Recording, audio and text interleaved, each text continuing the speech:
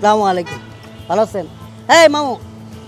জন্মের সময় উচ্চতা পাওয়া থেকে বঞ্চিত খর্বাকৃতির ইসাহাক মিয়ার জীবনের ৫৫ বছর পার হয়ে গেল, তবুও মানুষের প্রবঞ্চনা থেকে তার মুক্তি নেই।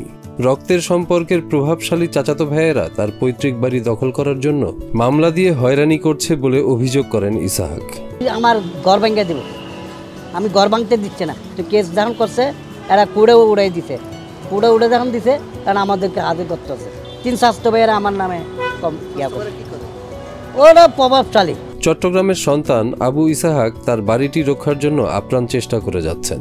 প্রাণের টানে গ্রামের বাড়ি যাওয়ার আর সুযোগ হয় না তার, এখন যেতে হয় মামলার হাজিরা দিতে। এখন আপনার বাড়িতে কয়দিন পর যায়? ওই যে মামলা হইলে মাত্র 29 ইঞ্চি উচ্চতার একজন মানুষ ইসাহাক মিয়া, শারীরিক প্রতিবন্ধকতা নিয়ে যিনি প্রতিনিয়ত চালিয়ে যাচ্ছেন তার জীবন সংগ্রাম। কয়েকটা নাটকও গেছে, আমার এক টাকাও দেয় নাই। তো এটি দিয়ে কী হবো? এই আমি কর্মজীবন, এই 36 বছর এই কর্মজীবন নিয়ে চলতেছি। আমার চাকরির লাইফে এইভাবে চলে যাইতেছে। তো মামারে কইছি, মামা তোর দুনিয়াতে দেয় নাকি আল্লাহ, আমার আগে না নেয়, তোর যদি নিয়ে যায় তাহলে আমার অসহায় হয়ে যাবে। ইসাহাক মিয়া প্রমাণ করেছেন আত্মসম্মান অর্জনের জন্য দৈহিক উচ্চতা নয়, বরং প্রয়োজন ইচ্ছাশক্তি ও সততার।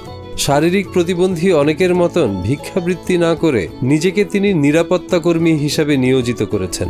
আমি প্রায় 20-25 বছর ধরে চিনি ইসাহাক মামারে।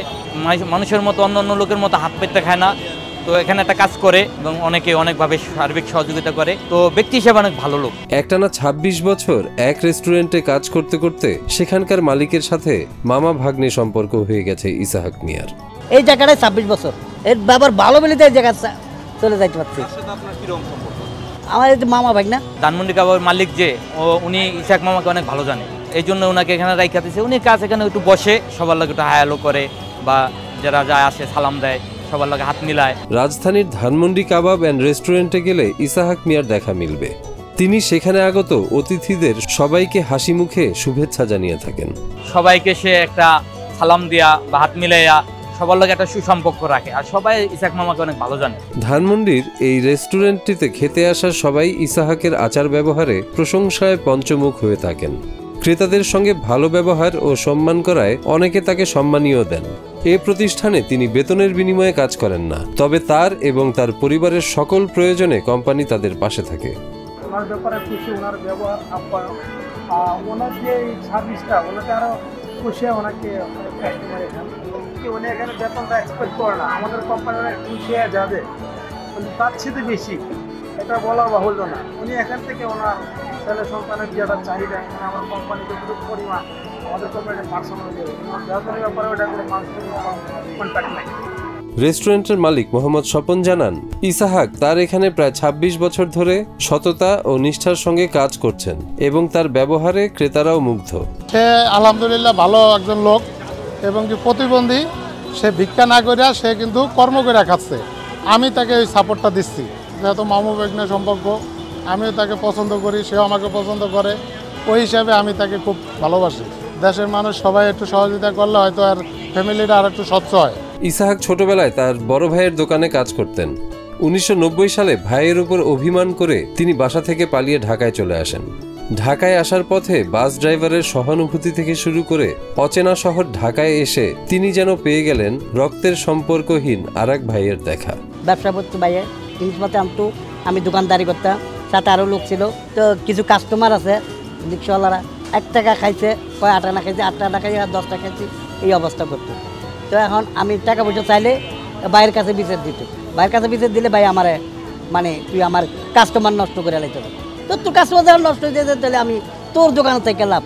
তারপর আমি ঢাকায় চলে আসছি, তারা ড্রাইভারের কাছে কয় ওতে টাকা পয়সা নেই, ড্রাইভারের খানা ওই থেকে অর্ধেক আমার লাগে দিয়েছে, জড়াই ধরে মানে ভাই তুই কর্মী দিস না, তোর আমার দরকার আছে, তোর চাকরি আছে, আমি কি করতে পারি, তুই বইয়া থাকবি, তুই বইয়ে বইয়ে চাকরি করবি।